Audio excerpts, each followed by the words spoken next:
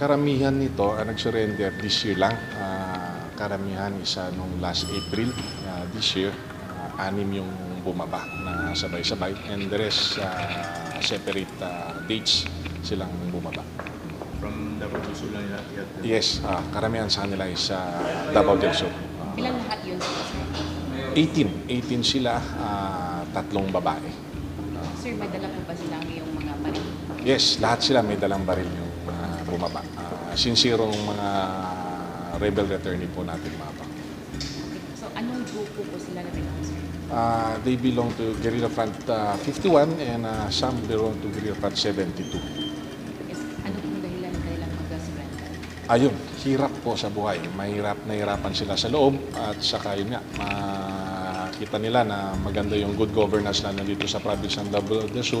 Then they see it na there's no reason anymore to fight for a cause na sinasabi nila. Nade-deliver naman mga basic services ng gobyerno natin.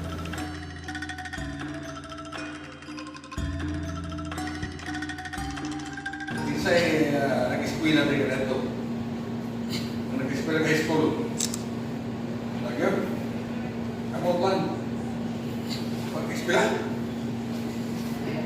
Wala. Wala high school na rin. Tinawag ka na? Pwede lang tingog.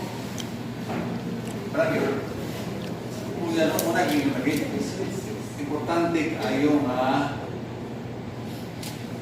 kung kita wala nag-eskwela, ang atong mga anak nag-eskwela. Kaya paano ba kung libre na karoon na high school? Libre na, naghanap ng high schools. Halos, sa tanang lungsod ng high schools, bisan sa barangay, ng high school, sa Digos alone. Dapat ka Digos rin. Sa Digos, halos tanang barangay rin na high school.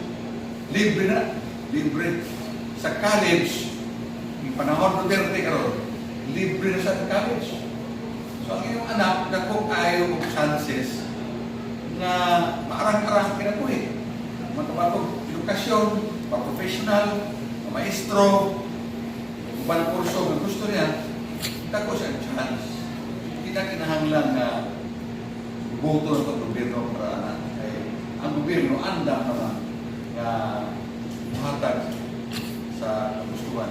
Karong panahon na, kung kaya mo, last week, ginaon sa presidente, ipirmahan sa presidente, kanang ito, universal health care.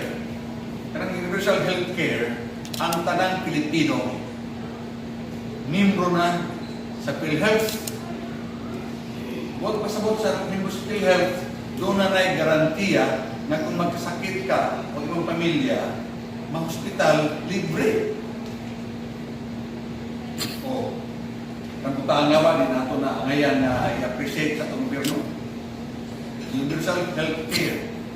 Anak, ikaw, kabataan, libre na hospital. Sa tingin niyo, marami pa po bang mga NPA na nasa area ng Davao del Sur?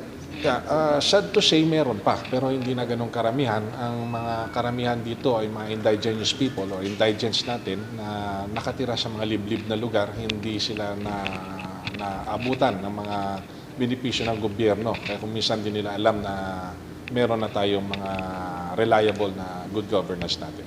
Ngayong taon lang, sir, ilan na po ba yung nag-surrender?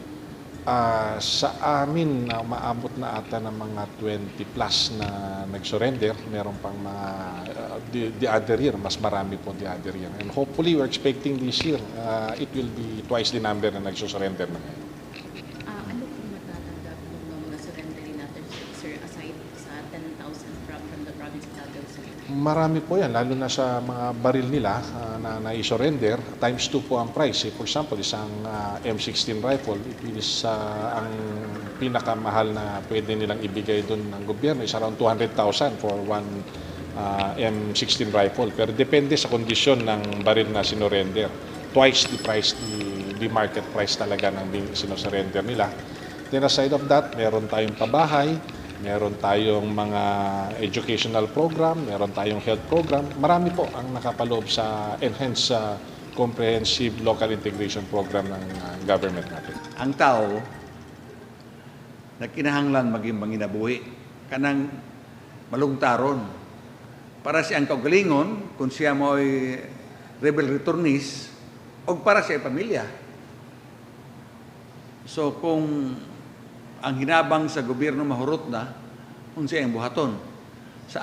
Ang akong suggestion diha, doon na may porsyon sa hinabang sa gobyerno, may tungod sa skills training or livelihood, means of livelihood.